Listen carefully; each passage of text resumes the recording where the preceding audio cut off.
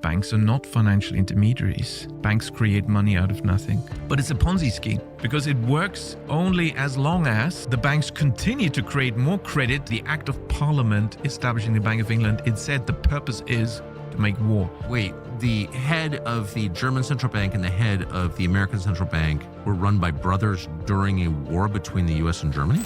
Tucker Carlson recently published an interview with Dr. Richard Werner, a renowned economist and author of Princes of the Yen. At the time of this recording, the nearly 3-hour interview already has over 750,000 views, and it's easy to see why. Werner walks Carlson through the origins of banking, the evils of the Fed, the mechanisms of our credit-based monetary system, and the shocking connection between central banks and war. So today we're bringing you 3 powerful clips from that conversation, and breaking down what they reveal about the depths of our broken monetary system, and its downstream effects on society, culture, and politics.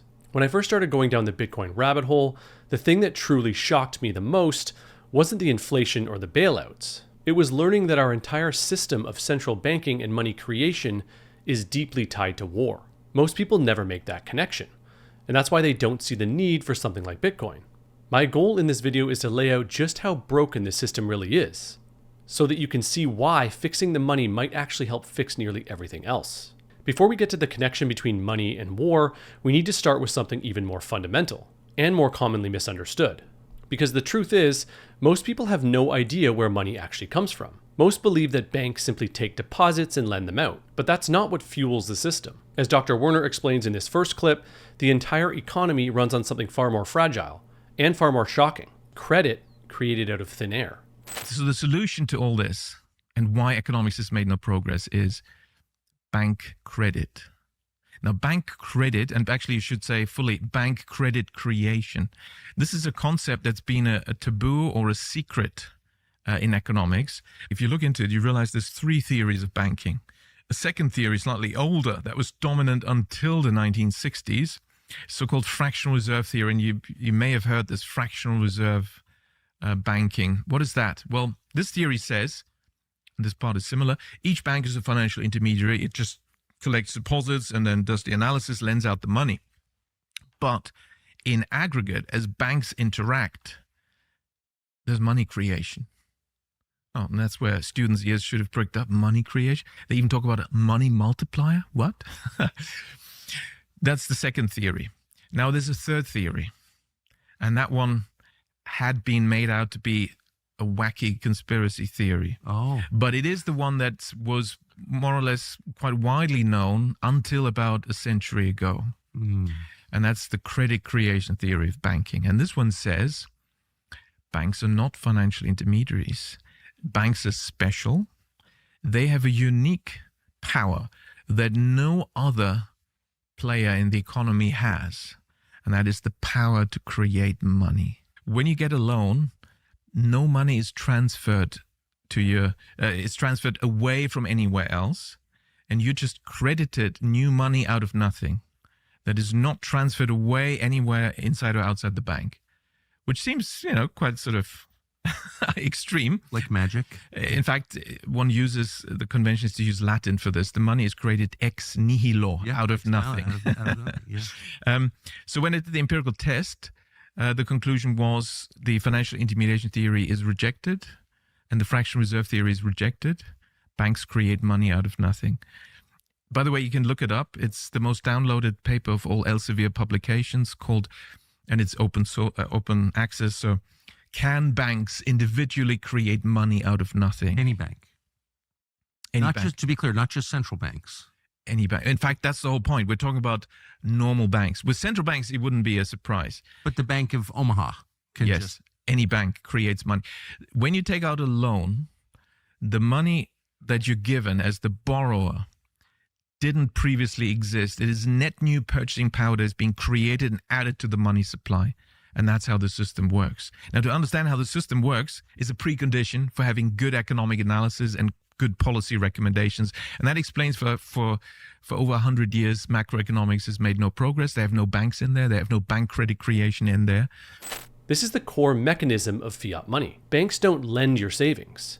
They create new money out of thin air when they issue loans. That means the money in your bank account was likely created as someone else's debt. And your mortgage, your student loan, Those dollars didn't exist until you signed on the dotted line.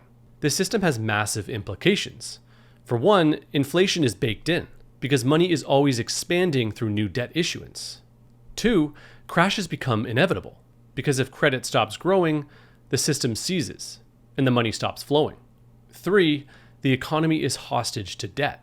Money supply and growth are entirely dependent on banks issuing more credit. And this ends up affecting everything: your rent, your groceries, your wages, because when money is created through loans, someone always owes. And if that debt isn't paid back today, it's carried forward to the next generation. This is a system built not on savings, but on leverage. And as we'll see in the next clip, that leverage doesn't just affect individuals, it warps entire markets. So actually, the banks are creating a lot of money and they're pumping it into the real estate market. And now you don't have to have studied economics to tell me what's going to happen with real estate prices. What's going to happen is what's happening in the United States, where real estate becomes unaffordable. It's too Exactly. high. It's not rocket science. Real estate prices are pushed up. This is true for all assets. So when banks lend a lot for financial assets, the values of these financial assets will be pushed up. But it's a Ponzi scheme because it works only as long as the banks continue to create more credit for others to join the game and buy these assets. And the moment the music stops, the banks don't increase credit for asset purchases, then asset prices won't rise anymore. Because with this, when I discovered this, I found the causal factor behind the land price rises. And I tested it and it's true. It's the real estate lending explains the real estate price movement very nicely. And that's, of course, that has many consequences. So big picture, please correct me, but I think what you're saying is that most of us assume prices are set by markets, which is a product of supply and demand. A lot of people want something, it becomes a lot more valuable relative to its abundance. You're saying that actually prices are determined by banks. Yes, and actually it's more than that, because your question implies you're still, we're all influenced by what's mainstream, and your question is about prices. And then, of course, the price of money, the interest rate. And that is what we're being taught. Think about prices. It's all about prices. The economy, equilibrium, markets, demand, supply, prices. Quantities are much more important. And that's because there's no equilibrium. That's one of these other ridiculous assumptions. They just assume equilibrium. There's never been any evidence of any equilibrium. So markets are rationed. Rationed markets are determined by the short side principle, whichever quantity of demand and supply is smaller. That's the common denominator. That determines outcomes. It's quantities. And what's the most important quantity in the whole system? The quantity of money. And where does it come from? Created by banks. So what happens when all this bank-created money gets funneled into real estate and financial assets? Prices go vertical. Not because of real demand, but because of easy credit. This is how we get housing and stock market bubbles and student debt crises. Because when banks issue credit into these markets, prices inflate far beyond their utility value. And it creates a dangerous illusion that these assets are going up in value when really they're just absorbing newly created money. It also explains why housing has become increasingly unaffordable and infeasible for current generations. It's not just zoning laws and foreign buyers. It's the sheer volume of credit flooding into real estate, bidding up prices, and locking out ordinary hardworking people. But remember, the system only works as long as the credit expands. Once that slows or reverses, the whole thing collapses.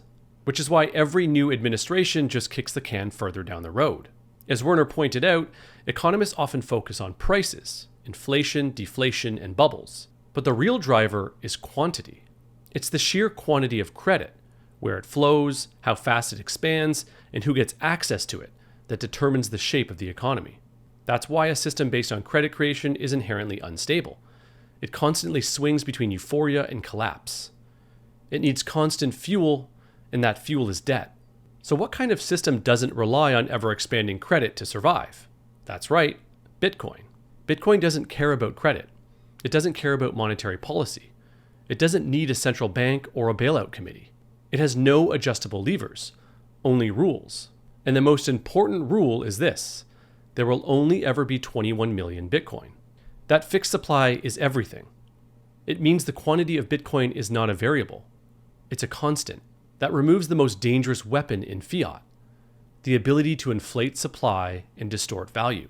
When fiat money expands and contracts based on who's in charge and what they want to fund, Bitcoin simply ticks forward, block by block, programmatic, predictable, and unbiased.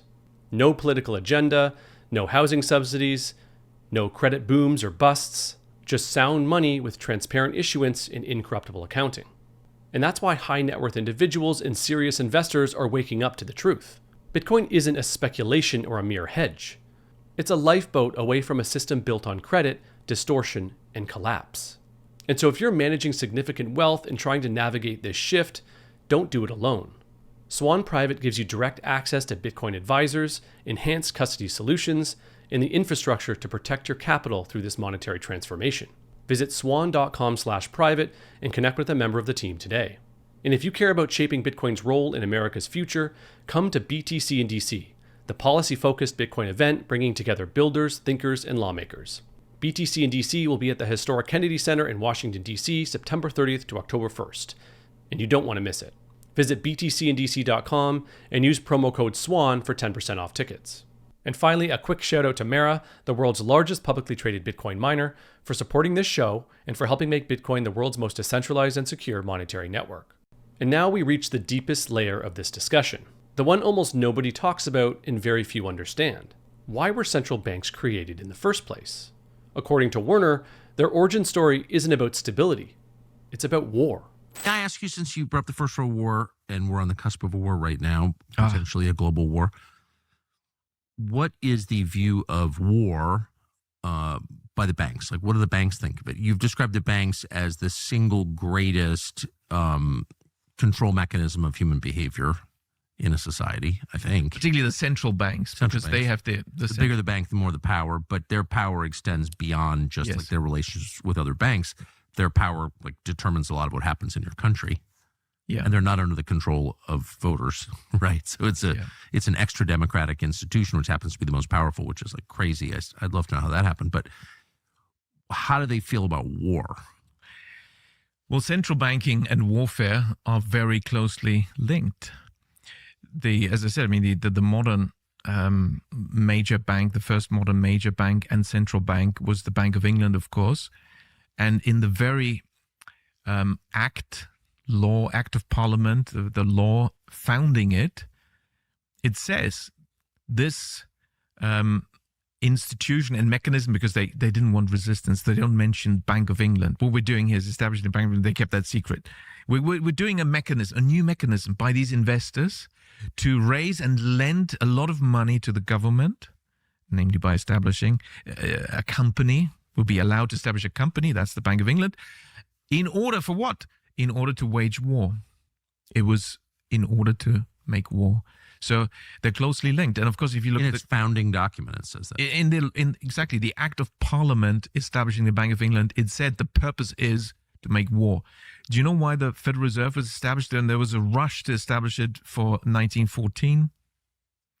The year the First World War started. Exactly. Destroyed Europe. Yeah. And again, it was done with subterfuge. I mean, they're gathering everyone on the 23rd of December, 1913, when nobody was there. And then also introducing income tax. That's also the Bank of England. It was established together in the same act, calling for establishing new taxes. Why? Because when you have these central banks, privately owned central banks established, it's basically this trick where these entrepreneurs persuade the government, oh, you don't want to issue money. Issuing money, we'll issue money for you. What? That's what they're essentially saying without being so direct about it. But that's what they want to persuade governments to give up the power to create money themselves. We'll do it for you, and we'll lend you the money.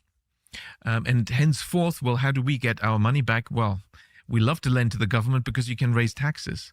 And that's why taxes were introduced. The federal income tax didn't exist before the creation of the Fed. It's also created in 1940. So you couldn't have one without the other? Well, whenever a central bank is created, they introduce new taxes, one way or another. Yes. The central bank of the United States, the Fed, was created right before the war. I mean, yes, right before the war, exactly. A few months before the war. What was the role of the central banks during that war, the most important war in the last 1,000 years? Yeah, well, it was it was really at the pinnacle of the war economy. There's no doubt about that. It's very clear. And the same is true, of course, for the other side. And now from 1917, the US and Germany were at war, which is very sad. A lot of Americans are of German descent, and Germans didn't really want to be at war with Germany, but that's what happened. So we've got these two countries at war, sad, the soldiers dying in the trenches, and their economies organized as war economies. At the pinnacle of the war economies are the central banks. So who were the key players in the German central bank, the Reichsbank, which was 100% privately owned? Well, was somebody called Max Warburg, or Max Warburg, you might say in English, and who was at the pinnacle, in fact, was a founder of the Federal Reserve, and who was the key person there. It was somebody called Paul Warburg, his brother. But of course, the soldiers have to kill each other, and these two countries are at war. Wait. The head of the German central bank and the head of the American central bank were run by brothers during a war between the U.S. and Germany? Yes. Now, I have to qualify it. They weren't the formal governors, but they were the key people. Just think about that for a minute. The central banks funding World War I were guided by brothers, one on each side of the conflict. This isn't a conspiracy theory. It's conspiracy history. Central banks, for the first time ever, gave governments unlimited war chests. No need to raise taxes or sell war bonds to citizens. Just issue bonds, sell them to your central bank, and let inflation do the rest. This is precisely why wars became longer, more drawn out, and vastly more destructive starting with World War I. Before central banking, wars had hard limits. They ended when the money ran out. But now, with fiat credit on tap, governments could wage war indefinitely. No accountability, no restraint, just the printing press fueling the fire. It laid the foundation for the modern military-industrial complex. A permanent wartime economy backed by permanent monetary expansion. Vietnam, Iraq, Afghanistan, all financed through the silent theft of inflation. And all made possible because central banks removed the natural limits on state violence. This is the core danger of fiat money. It severs spending from accountability, and it finances destruction in secret. But Bitcoin flips the script. It's not just sound money, it's peaceful money. Because when money can't be printed, wars become harder to fund. A state that must tax its citizens for every missile launched is a state that thinks twice. Bitcoin is rooted in truth, in rules, not rulers, in scarcity, not war, and in voluntary cooperation, not force. So this is the reality of our fiat world. Money is created from debt. Asset prices are manipulated by credit, and central banks are built to fund war. And most people have no idea. But now you do. And hopefully you can see that there's finally a way out. Bitcoin isn't just a better investment. It's a better system. It's transparent, incorruptible, and peaceful by design. It's the clearest exit from a corrupt, credit-fueled war finance system. This is why Bitcoiners always say, fix the money, fix the world. Now, will Bitcoin fix everything? Of course not. But it does fix the incentives. It rewires the base layer, where corruption spreads, where power concentrates, and where truth is most easily distorted. And that's one of the most important fixes of all. If you want to learn more about these topics, I highly recommend reading The Principles of Economics by Seyfedin Ammous, Broken Money by Lynn Alden, and The Creature from Jekyll Island by G. Edward Griffin. I also recommend checking out the full Tucker Carlson interview with Dr. Richard Werner. The link is in the description. So my biggest mind-blown moment when falling down the Bitcoin rabbit hole was our fiat monetary system's link to forever wars. What was or currently is your biggest moment? Drop your thoughts in the comments below. Let's talk about it. And if you got value from this video, hit the like button, share it with someone who needs to hear it, and subscribe for more high signal content every single day. Until next time, stay humble, keep stacking, and remember, TikTok next block.